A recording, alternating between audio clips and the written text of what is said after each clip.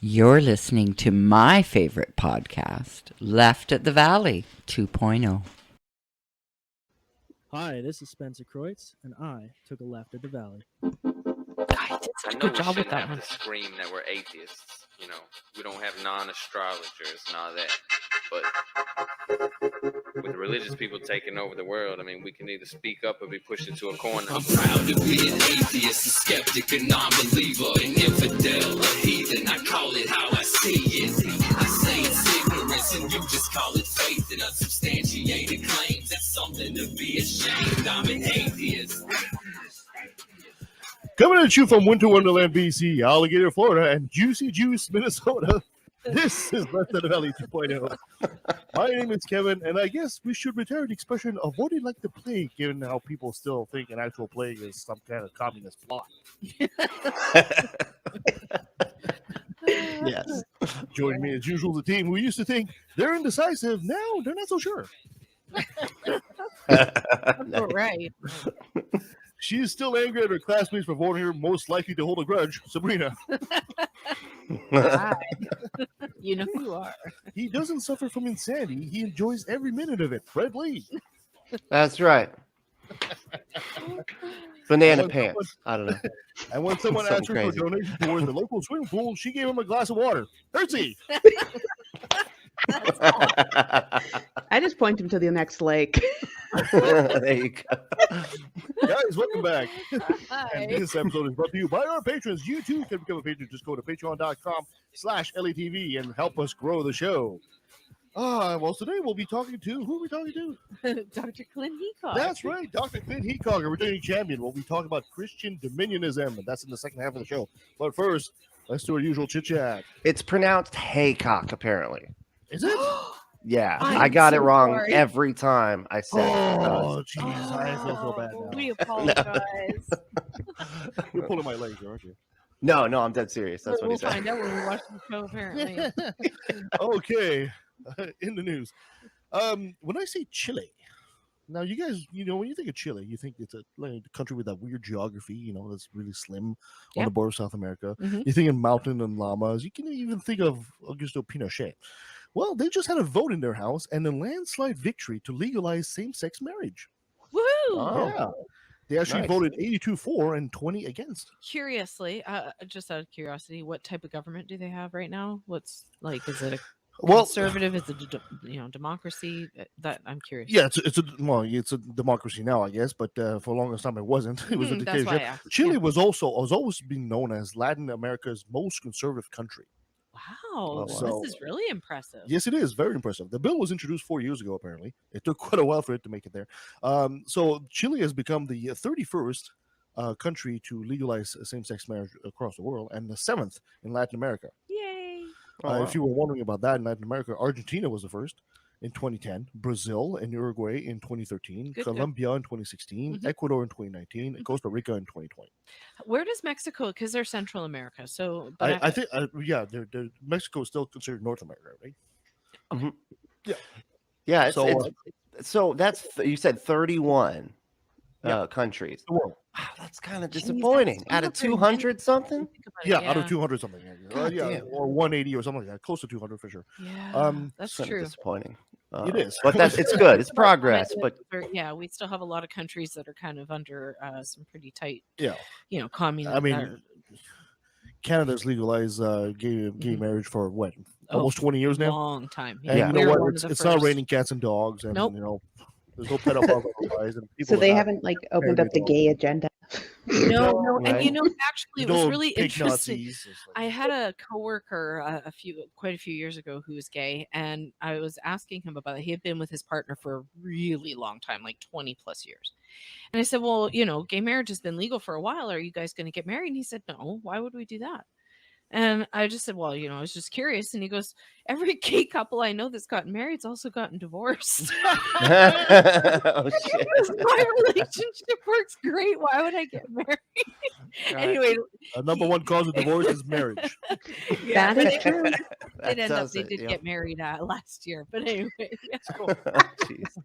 So Chile Wow. apparently legalized civil unions in 2015, but it wasn't Okay. actually marriage. But the law also didn't quite give them the same legal rights as somebody who's actually Of married. course. So way to go, Chile. Way to go. So Yeah, thank good you for the very much. LGBTQ community. Absolutely. Slowly but This is surely. funny. Former reality star Josh Duggar of 19 and counting fame. He's been Yeah, I'm so convicted glad of you're child talking porn about this. possession. Oh, this is so great. I'm going to want to hear some thoughts about that. Now he faces up to 20 years and $250,000 per count.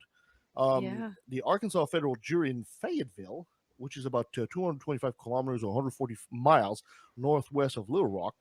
Duggar is 33 years old. He's found guilty of one charge each of receiving and possession of child porn. My first question is, where are the QAnon guys? No, the Right. guys that, save the children. Yeah. Yeah, man. He could be part of the deep or shallow state. Just depends. Yes. I don't know which end of the pool he's on, but Shallow gene pool, deep state. And I don't know if anyone's ever going to actually argue whether or not this was a justified conviction, but I heard some of the evidence, and there's no doubt that this jerk, I don't even want to say man, is guilty. Yeah. Of what he did. He absolutely deserves to be going away, and I hope it's for a lot longer, because this goes a lot deeper than the child porn. We all know that he molested his family. We know that there's probably other children out there that he's molested throughout the years that have kept their mouths shut through the Mormon faith and the way that is. I'd actually be Mormon. it's too aren't they? No, he's evangelical, but Oh, you like- know what? I'm sorry, I'm mistaking. it's like I'm confusing them with polygamy. right. It's like our family's evangelical though. It was like, Yeah. my family is super fucking, it's almost fanatical cult kind of level. Yeah, exactly. The show he was very popular on was canceled in 2015 following revelations he had molested 4 of his sisters and a babysitter. Yeah. The feds testified that images that depict abuse of kids were downloaded in 2019 onto a computer in a car dealership that Duggar owned. And they proved why it would was, you put that on your work computer? well, and they also Right, that's the way they fucking proved it weird. was him was through like geolocation using his cell phone and confirming text messages and where they were sent from. That's how, so they couldn't try and say, well, it could have been anyone who got a hold of his computer at work. His father, Jim Bob Duggar, Oh, Jim God, Bob, Jim Bob. I hear the banjos already. Yep. He's running for Senate in northwestern Arkansas. Is he really? Yes. Oh, boy, that might be a bit of a crimp in your campaign there, buddy. do you think though, or do you think that he'll still get elected, or does he have a chance of getting elected? This is Arkansas. Well, that's why You're I running mean, as- that's Rob Moore. Was it Roy Moore? Roy Moore. Was he in Yeah. Arkansas? Yeah. He So who was, the he was fuck? somewhere down there. Yep. Wait, what? And is he Yeah. running as a Republican? He must be Oh, running yeah, as of a course. Republican. Yeah, but Republicans don't give a shit. Yeah. know? Yeah, but there's not. Like you said, where's the Save the Children now? Yeah. We're Yeah. the same. And these weren't just like little, close to illegal aged girls or anything like that. This was young. Yeah, they were quite young when they abused. Yes. They're probably gonna just say that he would, that the deep state planted it there because they already have it all lying around everywhere, Yeah. because of all the Right? And he's you gonna know. do his tour was gonna be fake crying and asking for forgiveness and I'm asking God, I'm so sorry, God. And, exactly. and next thing we know, he'll be a politician. Yeah. That's how it goes. Yeah. Yeah. Exactly. Same with Rittenhouse. Watch. Yeah, I exactly. was gonna say that's one of my things with it. It's like up to 20 years, but it's one of those. He's a white cis het guy with no priors. Yeah. So And 6 he's months been tops. convicted in Arkansas. Yeah. Yeah. He's gonna get away with like time served and an ankle bracelet or something. And he's gonna go home and correct me if I'm wrong, but he's the oldest. So how many children does he have of his own? Mm. Does he Well, have- 19 counting, I guess. I don't know. Well, no, it's No, not. no. He's one of the 19, but he's He was married. one of the kids. Yeah. And you know that they've got children. You know they do. So how many? And how many of those are we going to hear about? And I just don't even want to think about it. Yeah. Yeah. The fucked up factory down there. Yep, Terrible. it is. I just want him to spend at least a week in prison. Yeah, me Right. too. At the very least. Don't bend over for soap, man. Oh yeah, exactly. But they'll put him in protective. You know they will. Yeah. Yeah, I don't know if he actually has enough celebrity status to get into protective. That's true. Yeah. We I can don't know. hope. Maybe the power of God will protect him. We can hope for some gem pop. Right. We talked about on the show previously. We talked about before the Chinese-led efforts for a mission on the moon. Now the Chinese have successfully landed a robotic probe on the dark side of the moon. Now the dark side of the moon is the side you never actually see from Earth. But that's because the moon is tidally locked to Earth, which means essentially that when it rotates at the same speed that it rotates around the Earth. That's why it's always showing us the same face. It's tidally locked. Yeah. Oh, I was always wondering about that. So it doesn't spin or do have any type of. It does. I mean, it does, but just stays right with where Earth is at, so it's always exactly facing. It- Oh That's wow, so cool. The moon spins on itself at the same speed that it spins around the Earth. That's so cool. weird. Okay.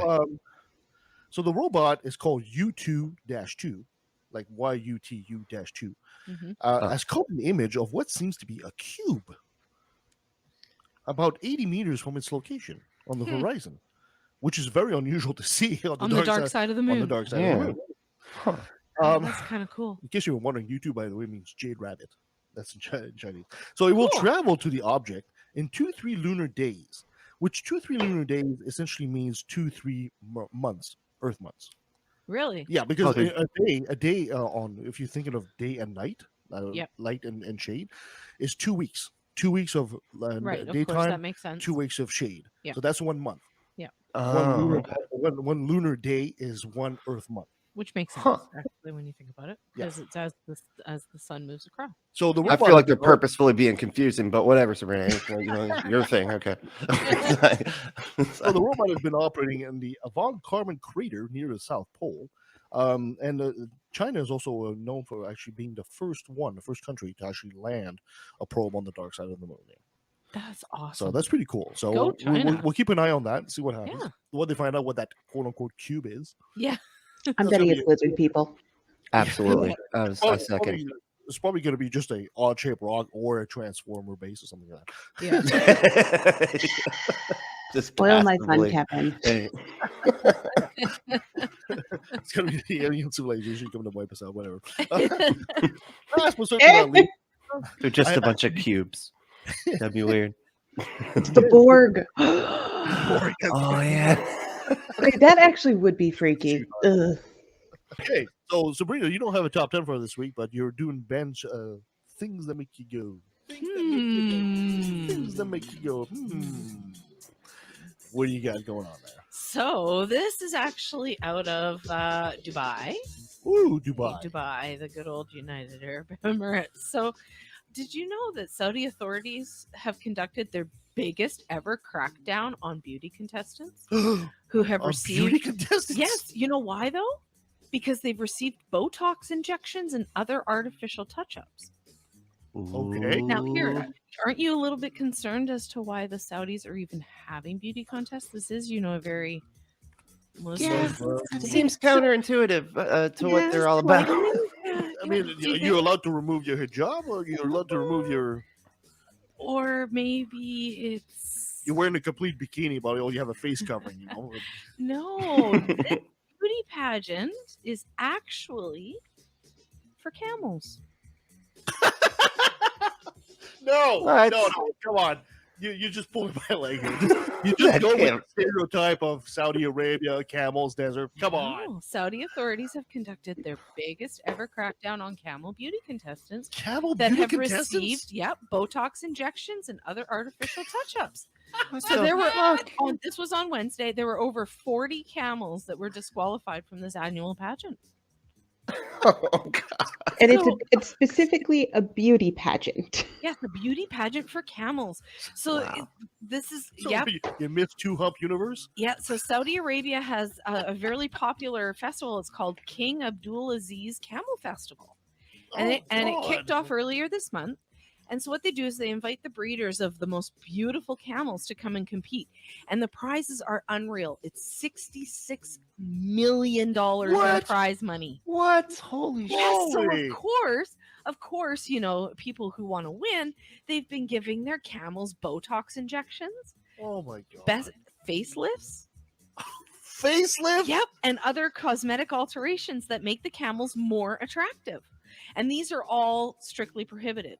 So the jurors will decide the winner. They're based on the shape of the camel's heads, necks, humps, dress, and posture.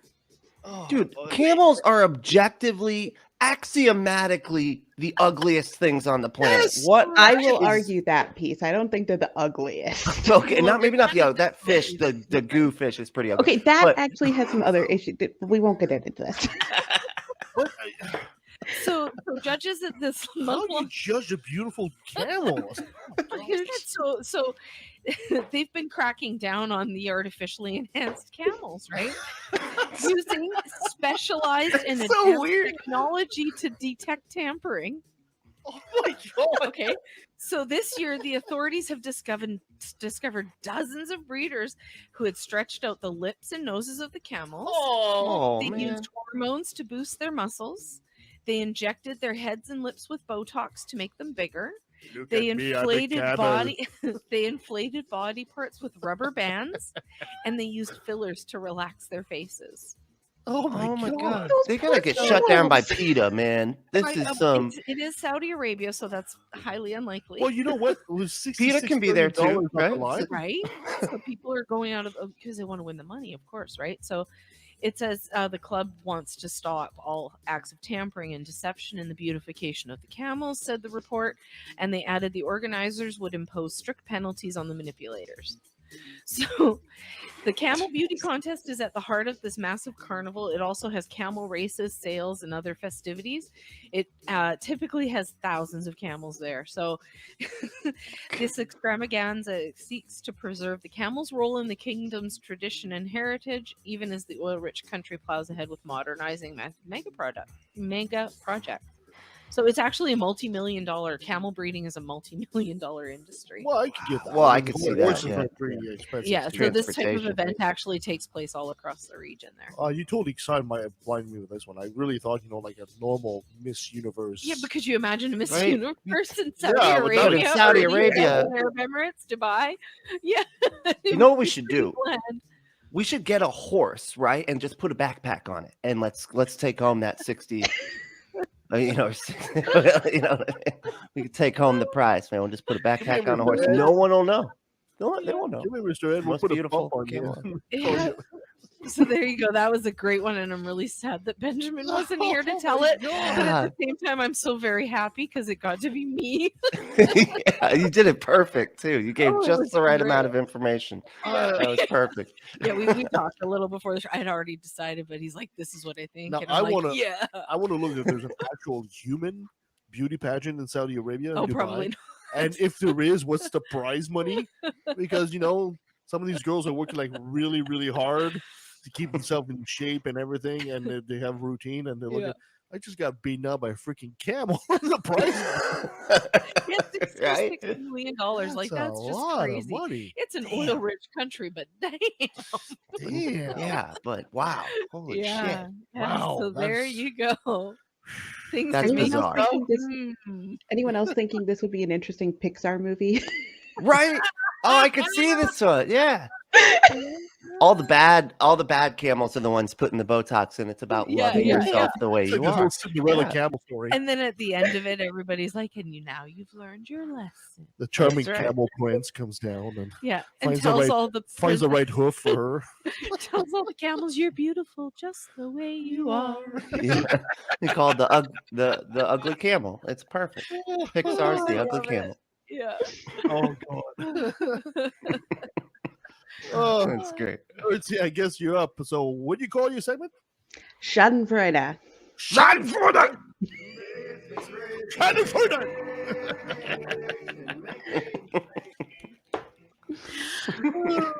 Yes. What do you got for us? So we're going to have some fun today because you may have heard on the news that this week the Fox Christmas tree had a bit of an accident. An accident? No. It was on fire. Burned. Fox's Christmas tree. Please, will Yes. somebody save the children. Now, admittedly, if this had just been an accident or whatever, maybe we would probably all just kind of pass over it, make a couple jokes, and then be done. But Fox News themselves spun this for 36 hours at least, screaming about how this is a hate crime and how this is the worst thing that could ever happen to them. Now, the person who they believe is involved has been arrested, charged, and actually released already, because New York has a pretty decent rule that says that if it's a misdemeanor, there's no bail, which makes a lot of wow. sense. Yeah. So do we know Yeah. at this point if this is just an act of vandalism? Just Depends on who you ask. If you ask the person Right. to I don't arrest, know really much about it except it burnt down. So okay. So basically, the gist of it is, around midnight, Fox Security says that they saw a homeless man wandering around. oh, The tree was on fire. Whether or not that is on purpose or an accident is still up in the air. I have my own conspiracy theories about this. They say the fire investigator has said that it was lit with cardboard. That was kind of the thing that started it up.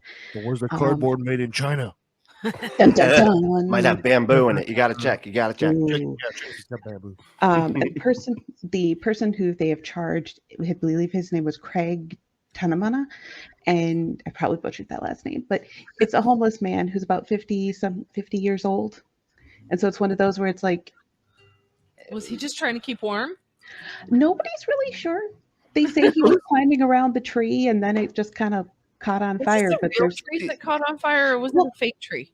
that's the best part. It is the fakest of fake trees, because it's a basically metal cone that they covered with red, white, and blue stuff. Oh my Yeah. god. Okay, I'm really glad it burned down then. See, Yeah. this is the problem with crack lighters now. See, they're just too big.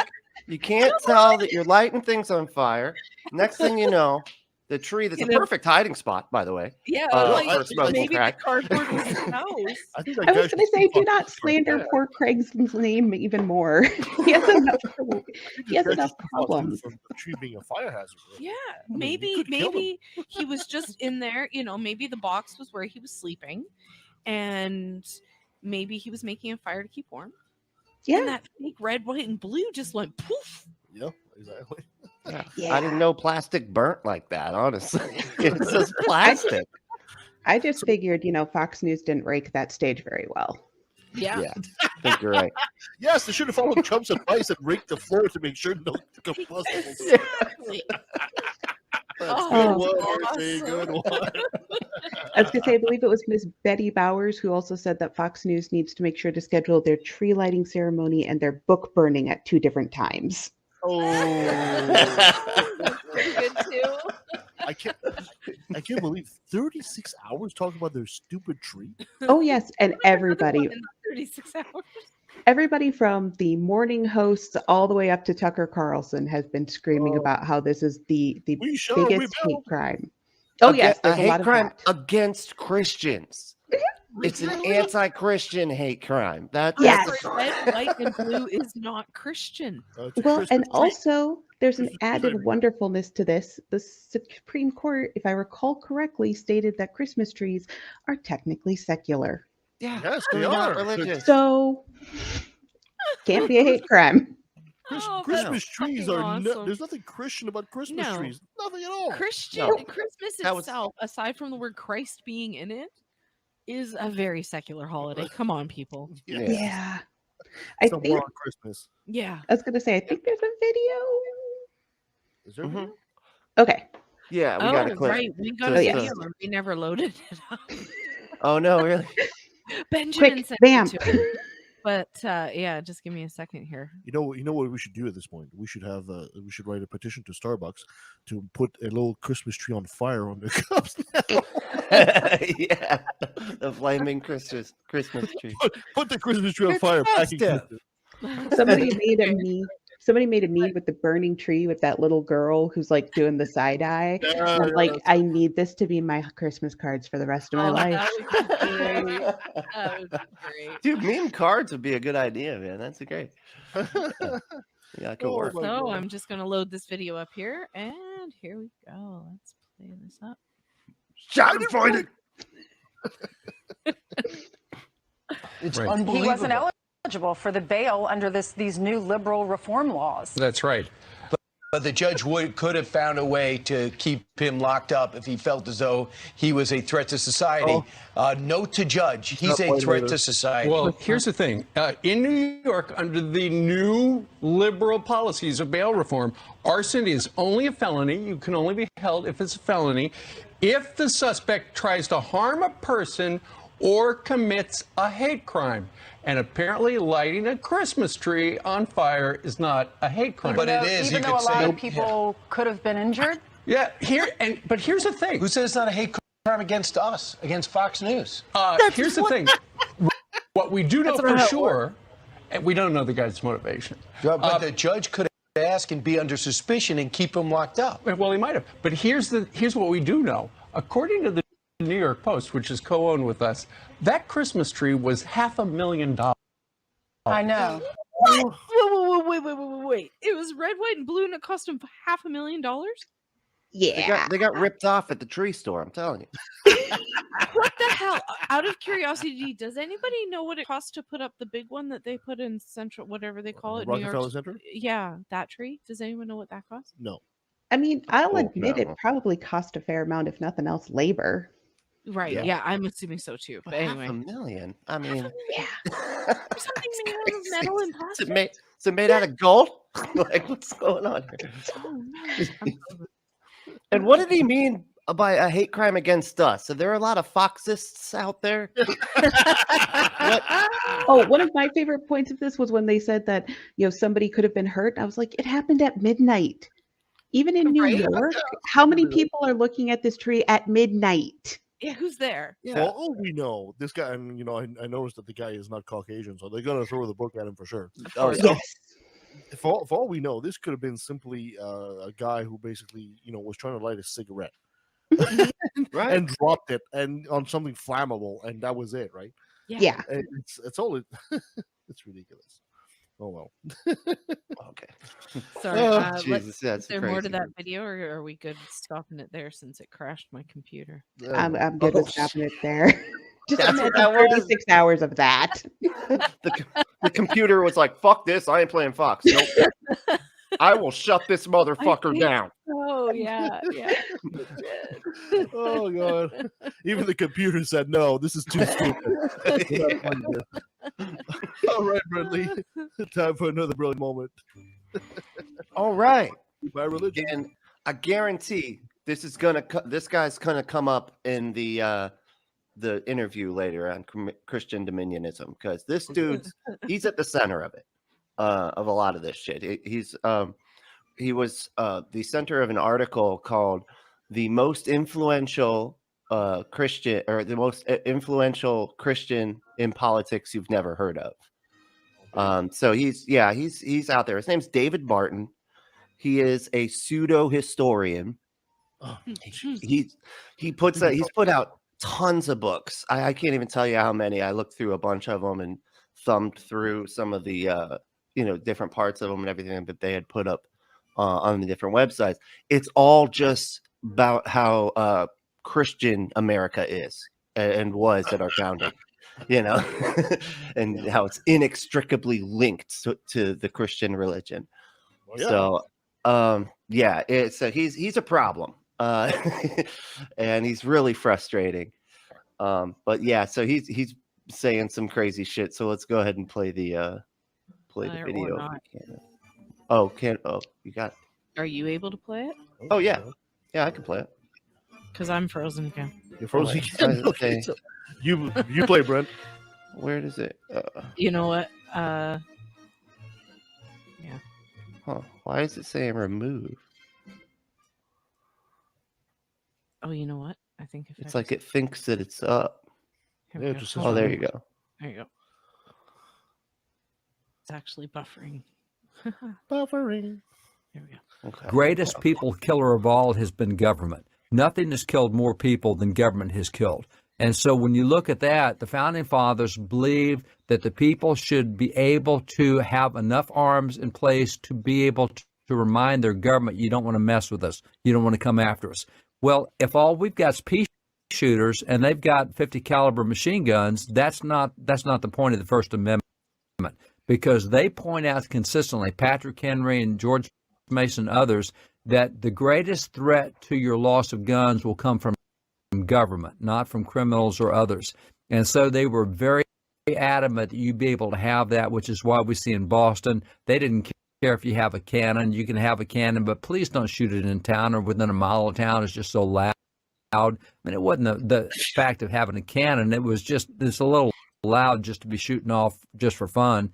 So in the same way, I don't want to see my neighbor stockpile nuclear bombs. Yeah, I don't want to see it, but I don't care if he has one, because he should have the same rights. But you're saying, well, I don't think private citizens should have nuclear weapons. But if you've been trained with responsibility and morality and the concept of when and where you use them, the Founding Fathers are trained extensively in the concept of defensive warfare. You don't start anything. Now, if somebody else starts it, you can take it on, but you don't start it. I don't care if my neighbor has a nuclear weapon, as long as he has that defensive concept that he will never use that unless it's being used against him.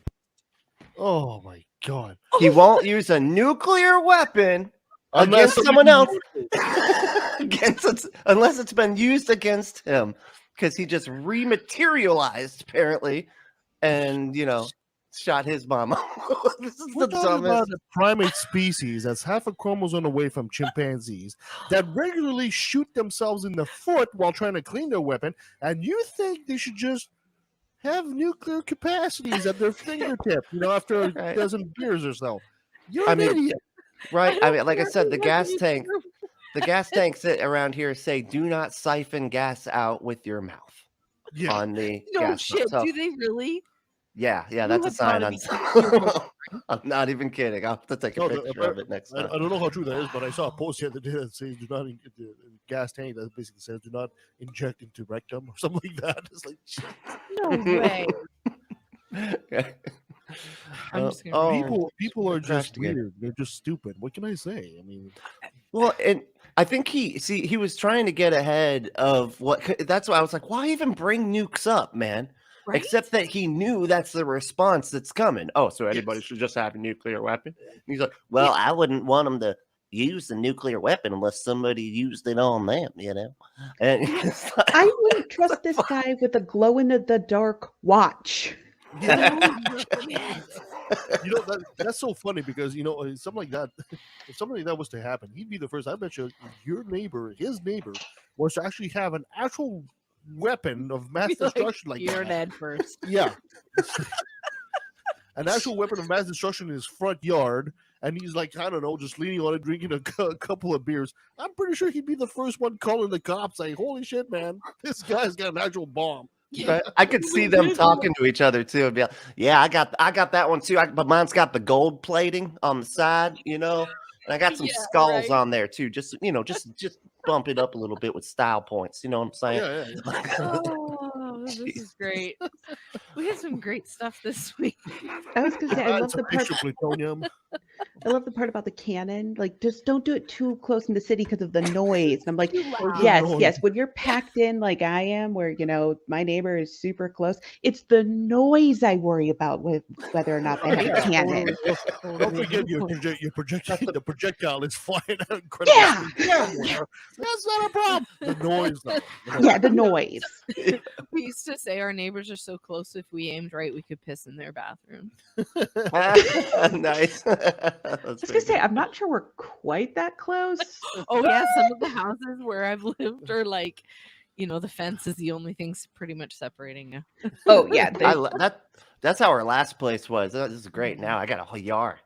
Got a yard. I had it like in the front. We had a yard and kind of like a really large driveway in the back. But the neighbor also had that big back driveway area, and he had a pool out there. So yeah, it was loud all summer. Can you imagine in a world where Florida man has a nuclear bomb? Oh my god! Or just a cannon. Even with just a cannon, I'm not happy with that. Don't shoot it. Nope. I don't trust Florida man with a water gun. Yeah, that worries me too. You're not Florida man, right, Brentley? No. I'm atheist Florida man on TikTok. Oh dear. He lives down the road from Florida man. Good, like Florida man in your birthday. Yeah, it was something to do with alligators too. I was like, yeah, It's like the alligator and like throwing, fighting a guy with an alligator or something. Oh no, he chased the police with an alligator. No. Oh, that's great. Yeah. So in this world now, he'd be chasing the police with an alligator with a nuclear bomb in his mouth. Nuclear alligator. Right? I've been feeding Don't my spook him. He'll alligator- bite. He'll bite. It'll blow us all to smithereens. Oh, God. Yeah. Jesus. That was great. Oh, thank you so much, Brett, for this. Let's take a quick pause. And when we come back, we'll be talking to Dr. Clint Haycock, which I'm not pronouncing right. Haycock. Haycock. And we'll be talking about Christian Dominionism. So stay with us. Pause. I'm Amy with a Y. And I'm Amy with an I. And we're the hosts of Secular Soup, where each week we offer up a bowl of real talk about atheism, feminism, politics, parenting, and whatever else we want to talk about because it's our podcast. Just listen to what these random dudes are saying about our show. This is what would happen if Daria and Jane grew up and started a podcast. So if you like extremely foul-mouthed ladies with opinions, this is the podcast for you. Grab a bowl and taste the magic. Slurp even this. Hi, I'm God, and I just wanted to make sure to tell you not to listen to Unapologetics on Stitcher and SoundCloud. That's Unapologetics with an X at the end. But, yeah, definitely do not listen to the show. I mean, I swear to me, I will murder my son. Well, I mean, I kind of already did that, but just don't listen to the show, okay? Hey, Lucy. Can you not call me that, okay? We already went over what my name is, okay? It's Lucifer. Alright, look, Luce. You wanna come with me? I'm gonna go fuck with this guy, Joe. No, don't do that, okay? Can you just leave him alone? Yeah, I'm gonna kill his family. No, don't do that. I'm gonna give him sores all over his body. Don't do that. That's disgusting. And, I'm gonna kill all of his livestock, you know. Stop saying things. Just stop. Yeah, I'm gonna blame the whole thing on you. Alright, let's go, bud. Remember, don't listen to Unapologetics on Stitcher and SoundCloud. Hey, definitely listen to that show. It's awesome. It's really cool. He's really a dick. I heard that. You're listening to Left at the Valley 2.0, Atheist, Skeptic, and Humanist Radio. All right, and our next guest we have here with us today, is the host of the Mind Shift podcast, and is a doctor of theology. He's a snappy dresser and a snazzy dancer. Clint Haycock, how you doing? Yeah, really good. Nice to meet everyone again. It's been a while since we've done this podcast. It was about 6 months ago, wasn't it? Oh yeah, it's been a minute, huh? Yeah. It's good to be back in. Yeah, that's great. Yeah, we love having people come back. You know, there's always more to talk about. Let's put it that way. Oh, it's always more. New stuff's always happening all the time. You know, so there's something to talk about for sure. Absolutely. So, and you were here to talk with us about Christian Dominionism. But before we get into that, can you give us a quick bio as to who Clint Haycock is? Oh man, so I was raised in evangelical Christianity in the Seattle area in the States. I was a pastor. I was an elder of a church. I did all that for all my adult life. Basically, I was either in ministry or in academics, going to Bible college, seminary, and all that. I came over here to the UK about 16 years ago to do a PhD in theology. And then I taught for another about 6 or 8 years at a Bible college here in Leeds and Liverpool. So I was all in, man. I was just about to say, I'm like, wow, you're all into this. I was all in, man. Yeah, I was a pastor. I was a Bible college teacher. I did everything. Wow. Did you do the faith healing? No, I wasn't in the charismatic tradition, but I've gone to Foursquare churches. I've seen all that kind of stuff in person. Yeah, but that wasn't our tradition. It was more like just your straight evangelical theology. Oh, okay. So you didn't was it like non-denominational evangelicalism? Yeah. Or is it okay? Yeah, that's our church. Yeah, the church I joined up to in Portland when I was in Bible college, that I then became an elder and later the pastor of. It was actually affiliated with the Willow Creek out of Chicago, Bill Hybels' church. So we did the whole seeker service type thing. So that was our angle going into it. You know, I was there about 15 years. I was there as an elder and a pastor for about the last 12. So a long time, man. Jeez Louise. Yeah, yeah. So what was it that kind of started you off down the deconstructing, how you believe in that religion? Well, I think basically it's a case of my friend David Hayward. He's the Naked Pastor. I don't know if you've had him on, but he talks about deconstructions like the twin tracks of a train track. One is your relationship with the church. The other one is your relationship with theology and the Bible and God and all that. And no matter which path you go down, one of them will inevitably affect the other one. And that's what happened to me. I got burned out as a pastor of the church. And then that led me to sort of deconstruct my religious theology beliefs and all that, and eventually, like I said, both of them impacted on the other ones. So it was a case of, I didn't want to have anything to do with Christians ever again after I got scorched when I was a pastor of a church in Portland. That then led me to start questioning, well, why did this happen? Why are Christians treating, each other so horribly, which led me down a lot of rabbit trails, right, questioning everything. Wow. So I mean, and that takes some serious honesty on your part, because for most people, when we put that much into it, we suffer from the sunk cost fallacy, where you'll just keep rationalizing forever because of everything you've put into it. So that's incredible. I did, and I would say I definitely did, because you have so much invested time, money, energy, effort, years of your life spent going to Bible college and seminary and all the rest of it. And I mean, I can look back, there's several times in my Christian life where I did struggle with cognitive dissonance. I would see that now, and yet somebody would talk me down, someone would talk me off the cliff. So I had a way to get back into the game, as it were.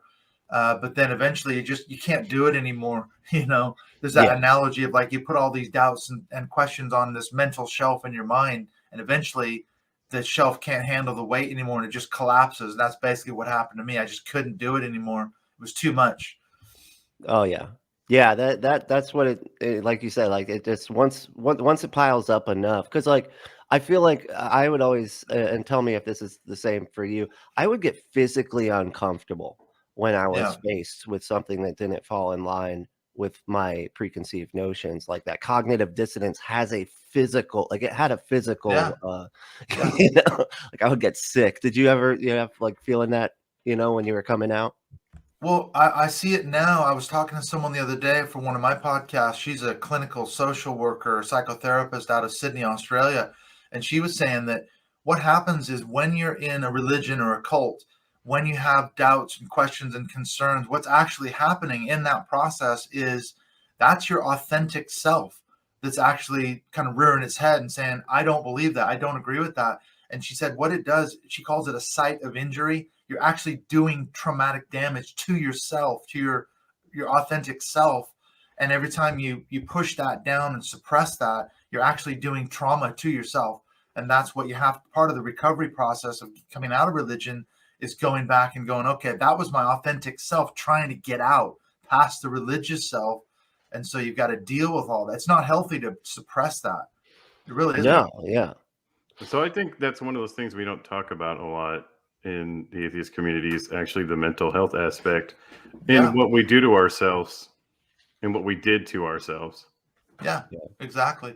It's a process. It's the whole thing about, like in evangelical Christianity, I'm sure you're familiar with this analogy. We had to wear a mask all the time.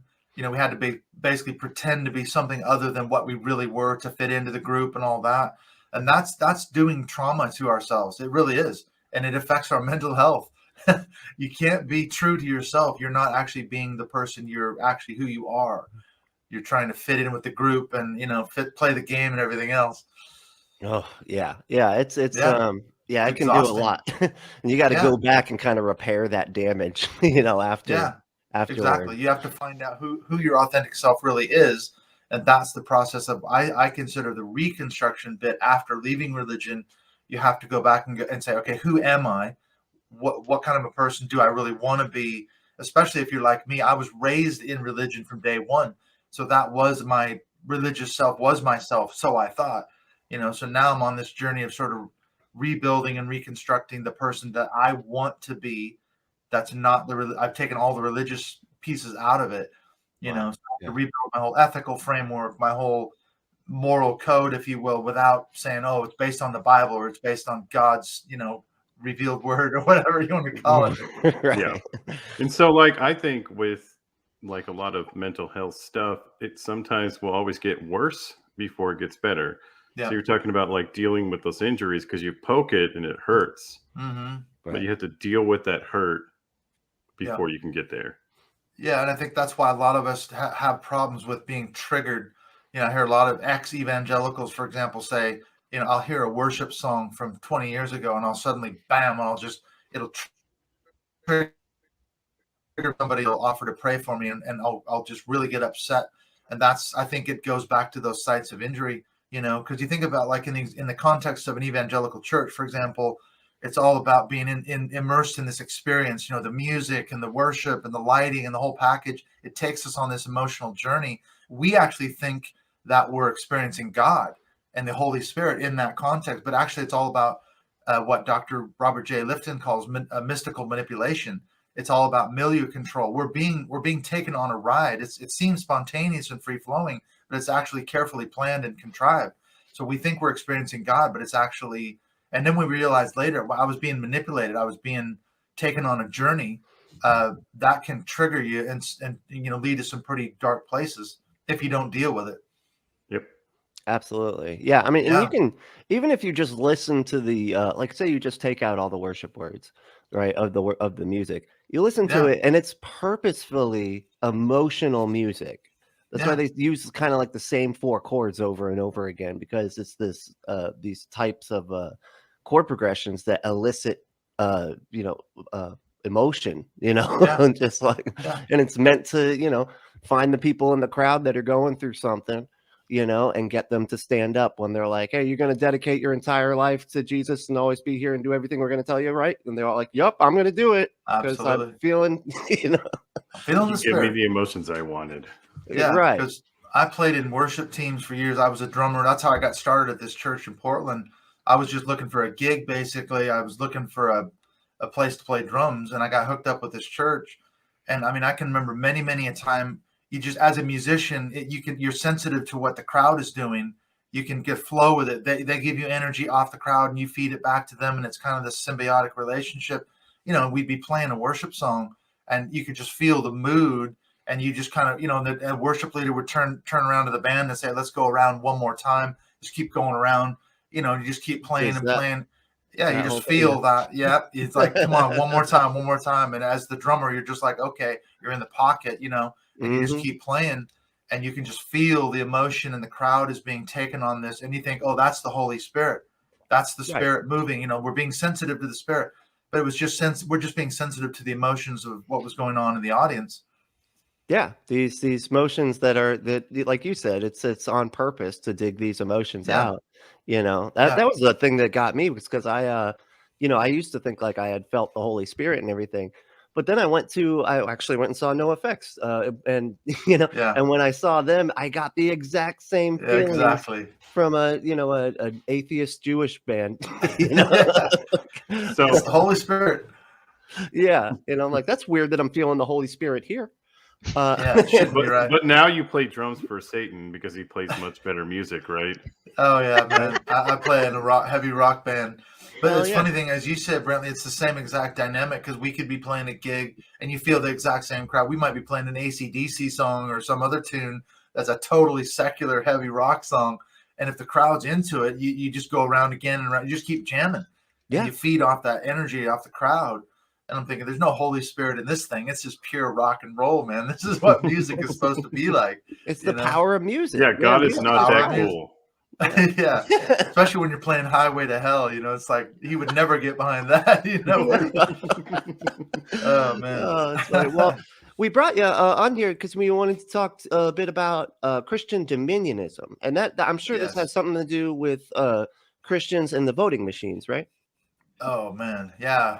No, it's you're talking about Dominion, the Dominion voting machine. That's funny though, because I saw somebody last year. Well, after the election, they were all pissed off that they said, "How could they use our word That's our word. Dominion voting machines. That's our word. We're Dominion.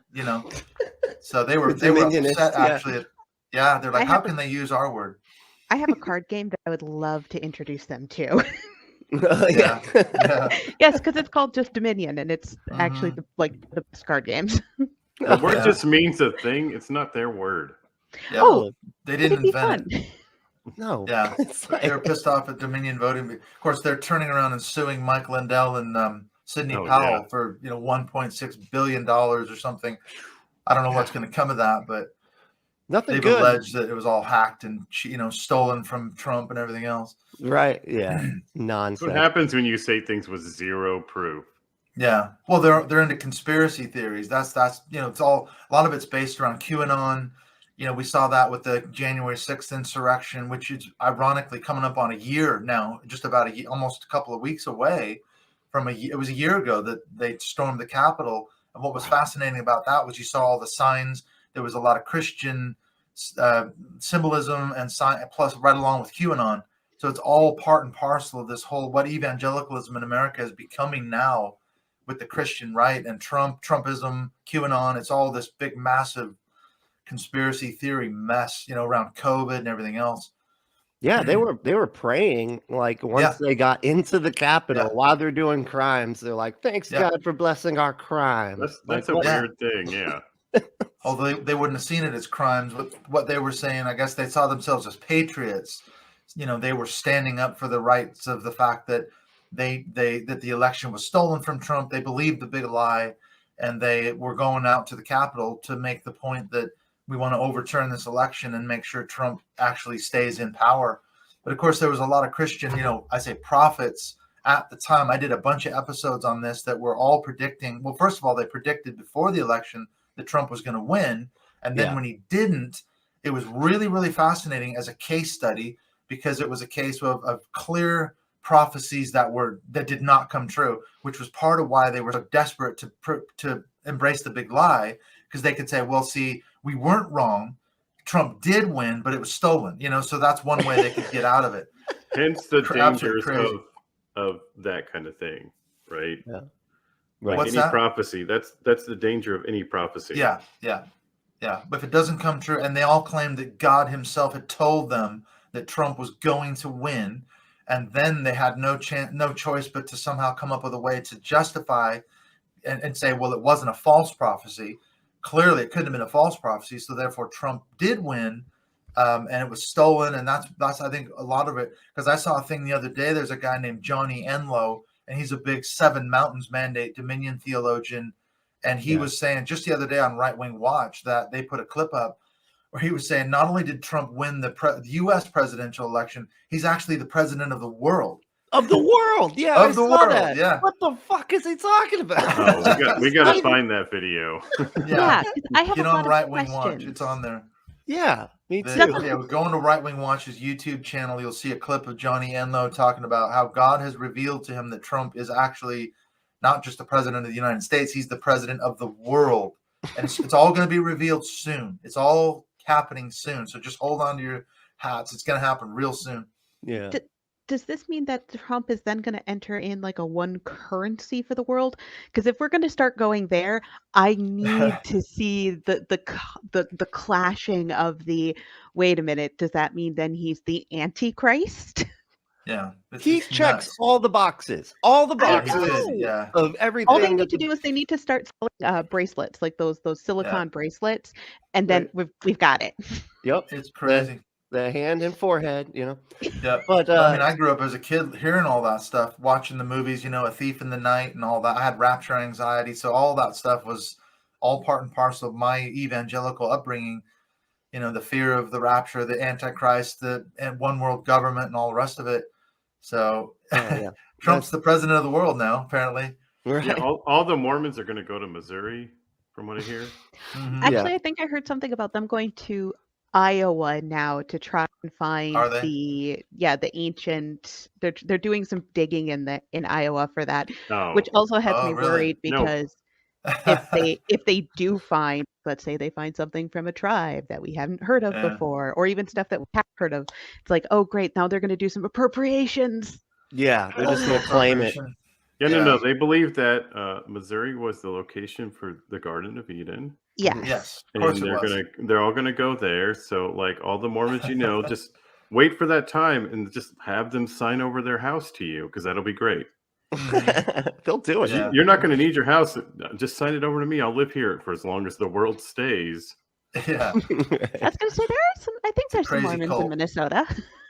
Yeah. Oh, I'm There sure. are. Yeah, they're I'm everywhere. sure there are. They're everywhere. They're worldwide. They're over here in the UK. They're everywhere, aren't they? In fact, I got approached a couple of years ago up in Leeds, up in England, by these two American missionary young girls. They were probably, I don't know, 18, 19.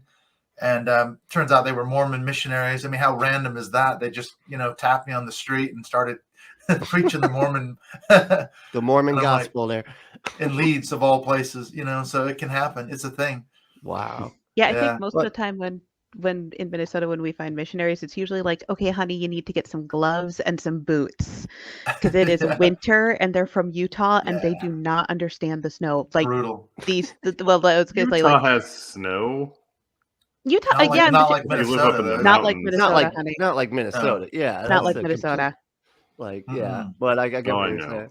But hey, so tell us a little bit about Christian dominionism, because I'm not very familiar with that term. Yeah. So Well, I just did a thing, I don't know, a month or two ago on the Seth Andrews Thinking Atheist podcast. We talked about that. So people can go listen to that episode as well if they want a little bit more information. But basically, it's taken from the verse in Genesis 1, chapter 26, or chapter 1, verse 26, where God's in the narrative of Genesis, God tells Adam and Eve when he's created the Garden of Eden that they need to be fruitful and multiply and take dominion over the earth, have stewardship and take dominion. And so most Christians will read that verse and they'll take it like as an environmental sense. We need to be stewards of the earth environmentally, and that's what dominion means. It's like a creation mandate. But probably about maybe 30, 40 years ago, there was a kind of a new strain of thinking that came out where they started saying, no, it's more of a political dominion. It's all about taking charge of the world politically. And we have to do that.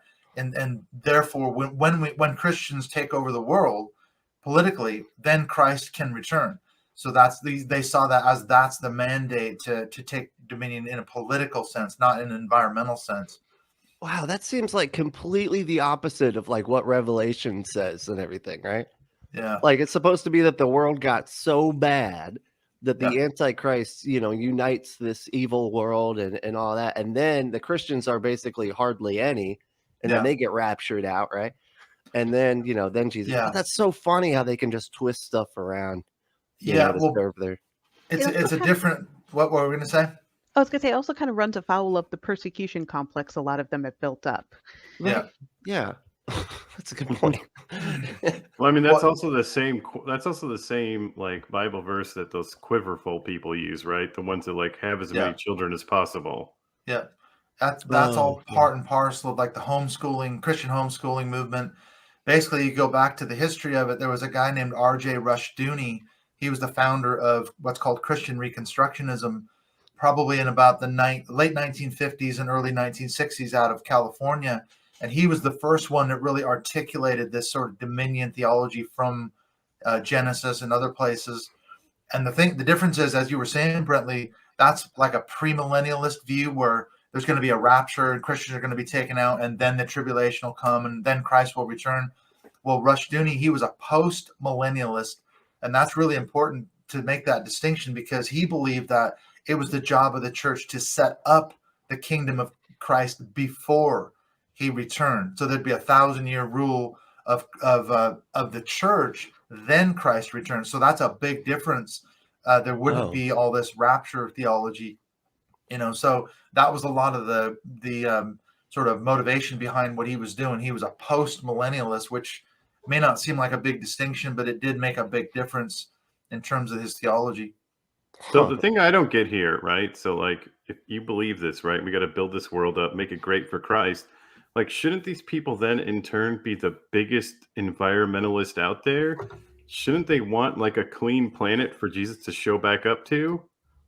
I don't think they care too much about that because they know he's going to return. He's going to burn. Everything's going to burn, So it's like, well, he's going to create a new heavens and a new earth. So it really doesn't matter.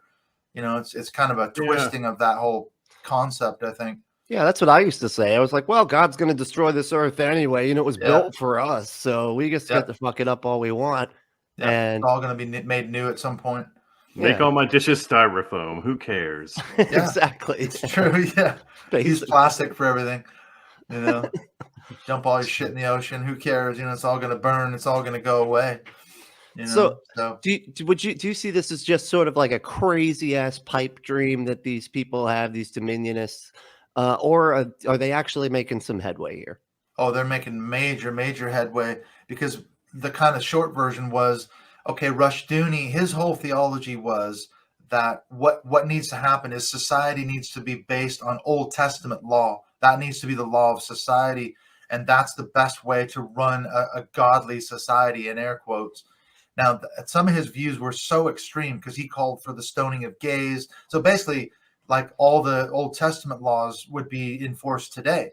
So if you were gay, if you were caught having sex outside of marriage, if you were caught, if you on your wedding day, if you were proven that you weren't a virgin, you could be dragged out and stoned. All these laws in the Old Testament. Now, a lot of people were like, okay, that's too extreme. However, his ideas did infiltrate into the Christian right back in about, I'd say, early or late 1970s and early 1980s, really when the Christian right started getting organized with guys like Jerry Falwell, the Moral Majority, Council on National Policy. Those were the big sort of groups that were founded around the late 70s and early 80s. They didn't agree with everything Rushdoony said, but they took that piece of, we need to be involved in the political sector to Christianize America, because of course they believe in Christian nationalism. They think America was a Christian nation. And so in order for God to start blessing America again, we have to return. That's why we see things like, for example, the Texas abortion law and the Mississippi or Missouri abortion law. What they're trying to do is actually outlaw abortions with the view that God will start blessing America if we will stop abortions. So that they're still making headway, even right now. It's in the Supreme Court right now.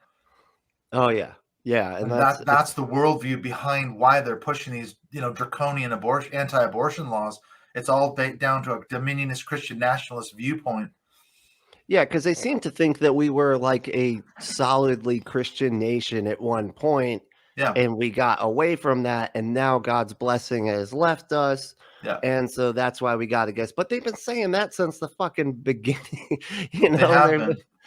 It's always that narrative, But the difference is probably, I'd say, since the late 70s, early 1980s, that's when they started getting organized. They said, for example, even Trump appointing these 3 Supreme Court justices, that was all part of the long game. They've been talking about that and working toward that for probably 30 to 40 years, where it's like, we need to elect a president who's either a Christian or at least sympathetic to Christianity, evangelical Christianity, with a view to appointing multiple judges. The best one would be on the Supreme Court. That is exactly why the timing of these abortion laws has come along now, because Trump was able to appoint those 3 judges. This is all part of their strategy. This is what the Christian right's been working toward for decades. This is no accident. This is a very, very long game, and they're very deadly serious about it. Yeah, it's a lot like that documentary. I don't know if you've seen it. It's on Netflix called The Family. Yeah.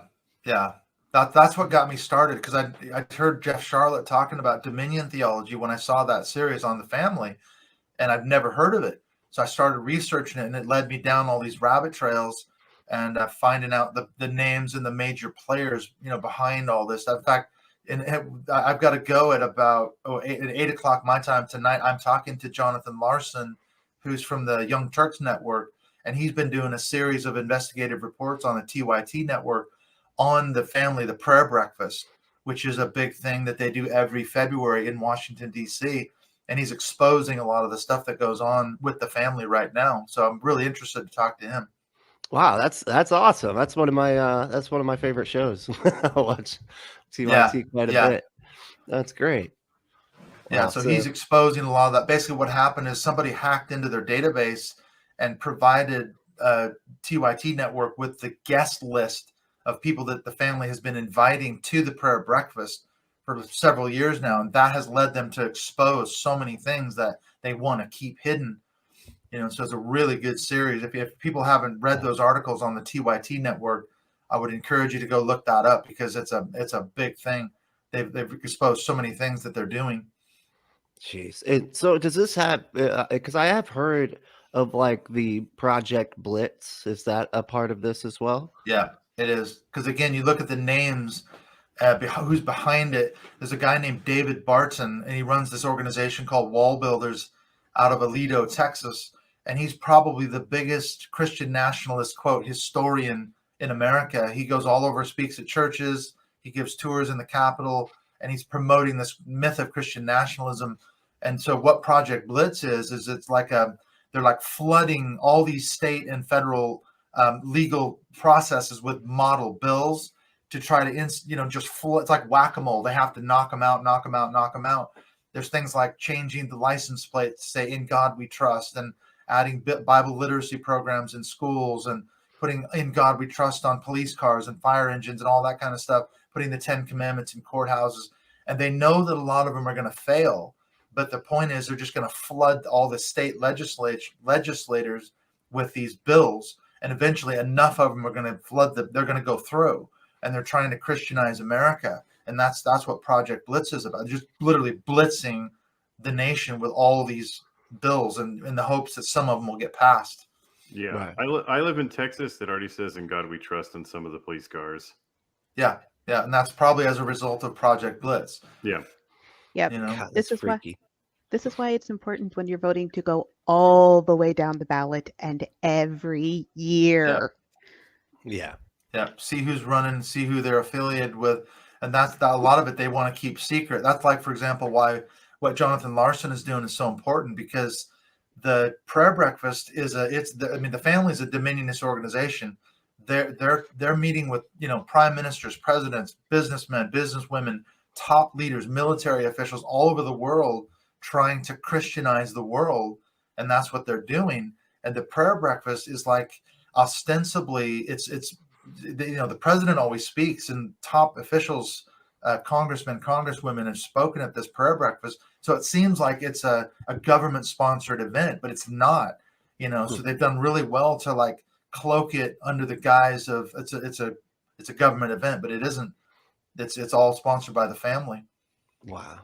Yeah. A lot of state legislators will also have things that they'll do as far as like for the day of prayer and such as having people come in and talk and such. Yeah. Well, there's just completely intertwined with the political sector, which is so strange. Like over here in the UK, I've been here coming up on 16 years. I mean, it's so different. We don't have any of that in this country. It's so strange to see that. I go back to America and it's just saturated with religion and politics. They're basically trying to knock down the wall of separation between church and state. And under Trump, they were able to do a lot of that. We're seeing things like, I just read an article the other day. There's a case coming up for the Supreme Court in the state of Maine, and it's arguing that private Christian schools in rural areas should be state funded. So in other words, taxpayer dollars should go to fund small Christian schools where there may not be a public school in that area. So they're saying, well, you should send kids here because they're just physically too far from the public school. Send them to our Christian school. And if you're going to do that, we want taxpayer money to come to us, even though they're teaching an anti-LGBTQ, Islamophobic worldview. And that's about to head to the Supreme Court. So they're pushing that really, really hard right now. Well, they've kind of done like Betsy DeVos. She did the voucher program, so where they would get taxpayer dollars. Yeah, they've been working on that a long time. Basically, it's an assault on public schools, and that goes back to Rushdoony, because he wrote articles and books on this back in even 1960s, where he talks about he uses the term government schools, and so he won't say public schools. He'll say we need to shut down government schools. They're indoctrinating our children with this secular humanism, and we need he was the thing about Rushdoony that's so important is that he was a major sort of founder of many Christian school and Christian homeschooling movement So he was the first one to push this agenda back in, even in the 60s and then 70s and 80s. He went all over the country and he argued in court cases for the parental rights to homeschool, because that was all part of this Dominionist vision. So we see guys like, for example, Madison Cawthorn. He's a poster boy for the homeschooling movement. He was homeschooled.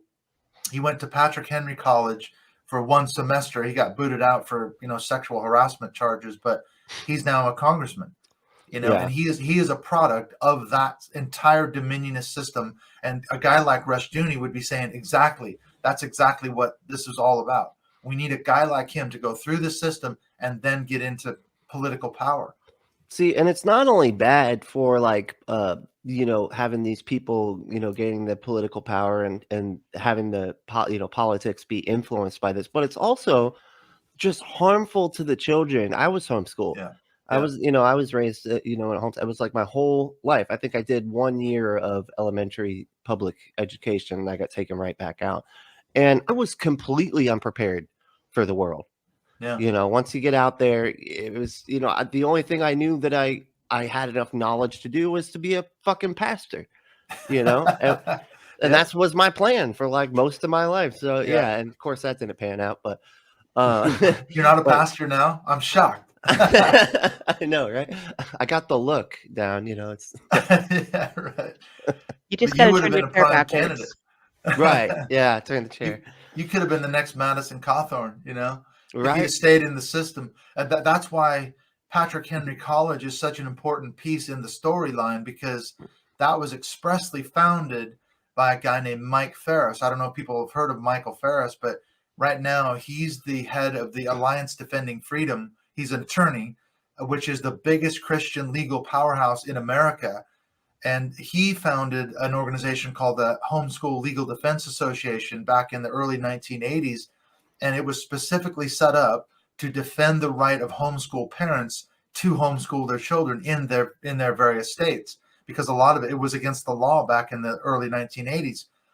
So he founded Patrick Henry College in 2004, and they're just outside of Washington, D.C. They're located in Virginia, and it's specifically set up for homeschool graduates to go get a degree and then to transition into the political and legal fields with a view towards this Dominionist agenda. So a guy like Madison Cawthorn would have been the poster child, because he did go on and get into politics. And unfortunately for him, he didn't graduate from Patrick Henry, but that's just the way it goes. Even not, look how much power he's gained. Yep. Even without graduating. Yeah. That's incredible. And they got to throw the most awkward parties, right? They're just out. They have a tree bashing section where you can just beat up trees, for fun. Patrick Henry. Yeah, they just all hang out. They're like drinking their cola. Yeah, it's a weird culture. Homeschool kids, and they're like, "Hi." Yeah. Sip. Okay. Well, there's a really interesting book. It's by Hannah Rosen. It's called God's Harvard. And it's fast. If anyone wants to study what goes on at Patrick Henry College, she's actually Jewish, and she's a journalist, and she spent, I don't know, almost a year kind of embedded at Patrick Henry College, and they let her attend classes and talk to people, talk to professors, talk to students, and she wrote this book called God's Harvard, and it's a really good insight as to the sort of worldview behind why Patrick Henry was founded and how the day-to-day sort of running of the college is. It's very strange. It's a bubble. Basically, they've created this little insulated bubble, mostly for homeschool kids, to get a higher education degree. Wow. Do they have like different walking paths for men and women to keep them all separate? Like, well, they have it's very much in the purity culture mode, which works at that place because all these kids have come out of homeschooling, which was their sort of worldview, was the evangelical purity culture thing, which is why a guy like Madison Cawthorn, I think he ended up getting away with a lot of stuff because they tend to handle that kind of stuff in-house, so rather, like the Josh Duggar thing, rather than calling the police, they said, well, we'll send him through counseling and therapy and we'll pronounce him restored, which is what they did for Josh Duggar. Now look at him. He just got arrested, or he was arraigned the other day, wasn't he? He's been sent to prison for child pornography, but he molested his sisters and some other, kids years ago, Rather than him going to jail, they handle it, in-house. They sent him to a Bill Gothard treatment center and pronounced that he was fine. Obviously, he's not fine. He's still downloading fucking child porn. Right. Yeah. This I was gonna say this college also gives a perfect thing for a lot of parents, because there are a lot of kids who go to homeschool who then are like, okay, so I do want to, try and go to college, and parents go, hey, great, here's a perfect college, where they never ever have any of their learned information truly challenged. And it just keeps them in such a tight bubble with that they'll never look at somebody other and go, oh, hey, I can I can see what's going on here. Different perspectives. Well, it's interesting because in the book God's Harvard, what happened was probably 4 or 5 years after Patrick Henry College was founded, a lot of the professors left. There was a big exodus, and the reason for that was exactly what you said, that they were pushing, they were just saying that's the spirit of academics. We have to look at things from multiple points of view, and they kept getting shut down by the administration because they were, trying to get the students to look at things from different perspectives. And they said, no, you can't do that. And they're like, what do you mean we can't? That's what academics is. That's our job. It's about, weighing up the strengths and weaknesses of any potential argument and position, critically thinking about stuff. And they ended up, a bunch of them just quit because they're like, this is a stifling atmosphere for academics. This isn't academics. You're training these kids into a system and not allowing them to experience other points of view. Would that, and that's the way it was. I was gonna say, could you say that's possibly like almost like a continuation form of brainwashing? Yeah, that's what I would say. It's a system. You're putting them into a system, a pipeline, and not allowing them to be exposed to other viewpoints and perspectives. So a bunch of professors were kind of forced out / quit right around the same time. Wow. Well, hey, we only got you for a couple more minutes here. I did want to ask, what can we do? What can we do about this? Is there anything that the audience can do to, from where they're at, to try to help this not take place, to try to fight back? Well, I think the biggest thing I would say is just educating yourself on the kind of the main players, the organizations that are doing different things. Like we talked about some of the big ones like Project Blitz, Council on National Policy, David Barton's Wall Builders. You go on these, you can just go on their websites and start reading about their information. There's also people that I've talked to that are experts on this. So one guy I would mention is Frederick Clarkson from the Political Research Associates. He was the one who blew the whistle on Project Blitz. Guys like Peter Montgomery from the Right Wing Watch. He writes a lot of articles on what the Christian right is doing. I obviously do I've done loads of episodes on my podcast talking to experts, people who know about Christian Reconstructionism, Dominion theology. And so there's a lot of resources there. Once you start to tap into what's going on, you start seeing the connections everywhere, and you can educate yourself and then say, okay, like you said, Hertz, who am I voting for? I need to find out who these candidates are affiliated with. Can I add a resource? The American Atheists actually have like a whole thing, have done a huge amount of stuff about Project Blitz. And if you're ever curious about what's going on in your state, they have a resource about what laws are in, and they try to keep track of all that stuff. Every state should have legislative ways to find what legislative is being introduced. And there's a lot. So, they can go through thousands of introduced things, and only a few of them will get passed.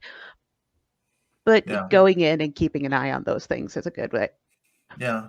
There's a couple other books I was thinking. Catherine Stewart, she's written a book called The Good News Club, which is really, really interesting. Talks about the Christian rights assault on public schools in America. Also, she wrote The Power Worshippers. She's done a ton of investigative journalism. So I would suggest those two books. You could read Julie Ingersoll, Building God's Kingdom, which is all about Christian Reconstructionism. That there's a ton of resources on what the Christian right is doing right now. Wow. Oh, that's it. Yeah, that's that's really interesting. It gives us kind of at least a starting point of where to know, where to go and how to fight back against it. Because like if you don't know about what the bills are and stuff like that, you're Yeah. not going to know what to vote for. So that's great that they have those resources there. Oh yeah, and just keeping an eye on stuff like the Texas abortion law, knowing where that comes from, the perspective that they're pushing. It's a Christian nationalist agenda. That's what's behind the anti-abortion movement. And once you start making those connections, you can start to see what their agenda actually is. Right. Yeah, that's freaky. Well, you know, and we really appreciate you coming on. And you know, helping to kind of guide the audience there and know how to fight back against this thing, because it's a big problem. Yeah, it is. It's all pervasive. It really is, right across the spectrum in America. Certainly in America, but it's worldwide as well. Like I say, organizations like the Family, they're doing stuff all over the world. One of the things that Jonathan Larson's blowing the whistle on is their involvement in Ukraine. So they're starting prayer breakfast in Ukraine, which is a big anti-LGBTQ thing going on over there. So it's not just an American thing.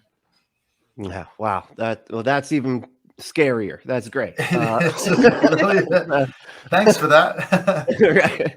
But okay. So is there any do you have any pluggables, like where we can find your work there? I mean, just look up the Mindshift podcast. There's actually a couple of Mindshift podcasts, but if you look up my name, you can follow me on Twitter at Mindshift 2018. There's also a public Facebook page, Mindshift Podcast Facebook page. So, and I'm on iTunes, Stitcher, Spotify, and all those major podcast platforms as well.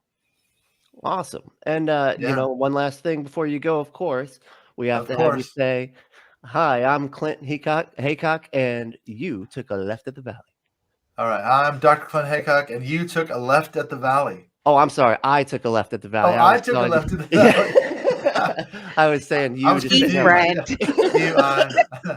Someone took a left at the Valley. It may have been me. I'm not sure. We're all taking a left turn now. We're all taking a left, a hard left, I think. Hey, that's all right. Well, thank you so much for coming on. This has been great. Really enjoyed it. I'm going to go talk to Jonathan Larson in a minute, so I'm excited about that. Yay, that's so cool. Yeah. It will be available on my public Facebook page in a couple of weeks if people want to see that conversation with Jonathan. So look for that as well. Nice. Absolutely. Hell yeah. Yeah, That's very really cool. Well, thank you so much. This has been great. And we'll do this. We'll definitely do this again. Yeah. Oh, absolutely. You're part of the family now, so we got to have you come cool. back, man. That's how we do. All right. Thank you very much. I'll see you guys in another time, maybe next year. Yeah. Oh, yeah. It's going to have to be at this point. I mean, it's going to have to be. Yeah. All right. Take care. I'll see you guys later then. All right. Take it easy, man. Okay, thanks. Bye. Bye.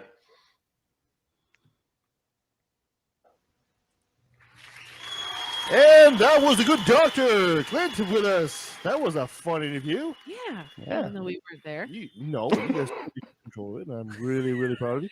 Now we should do a poll. Do you think Brent and Benjamin and Hersey should just replace me on the show? Tell us now. We'll do a Twitter vote. There we go. We'll do that. On Yes. Twitter. Yeah, we'll set up a Twitter poll. Yeah, that's right. Yeah, the Twitter poll. Yeah. We're tired of it, guys. Yeah. Enough of this shit. We're tired of this. So what did you guys think about this entire thing about Christian dominionism? I think it's a subject that people don't take seriously. But, you know, what I keep telling what I call apatheists, like the atheists that have too much apathy, because they always say politically, you know, oh, well, it doesn't matter. We have the truth on our side. Yeah, but in a political battle, and this is a political battle, that doesn't mean squat. Right.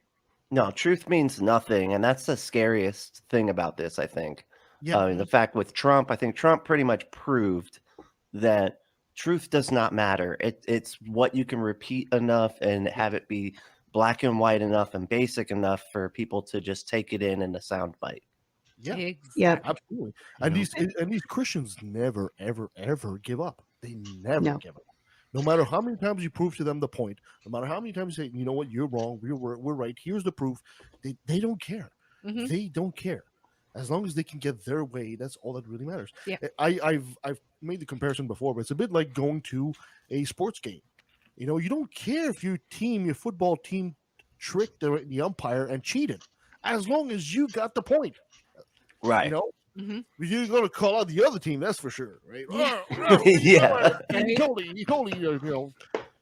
But when it's your team, Don't see a thing. And this is how you see it in politics, and this is how Christians see it as well. It's Mhm. for them, it's they think they're on a holy mission anyway. They actually do think their argument is to control the world. And yeah. It's also a very emotional argument. For them, it's all basing on a lot of that, how they feel.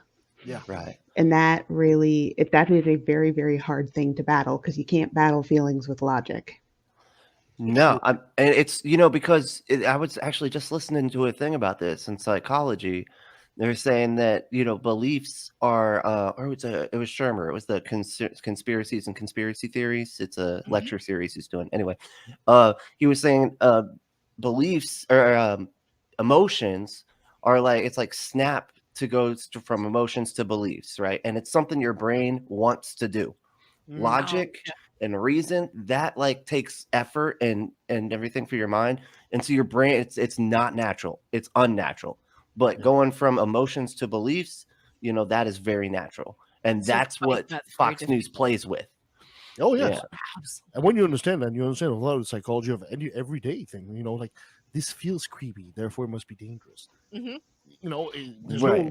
nothing that says it's dangerous, but because it feels like that to you, Mhm. you automatically feel, your gut instinct, like they say. Yeah.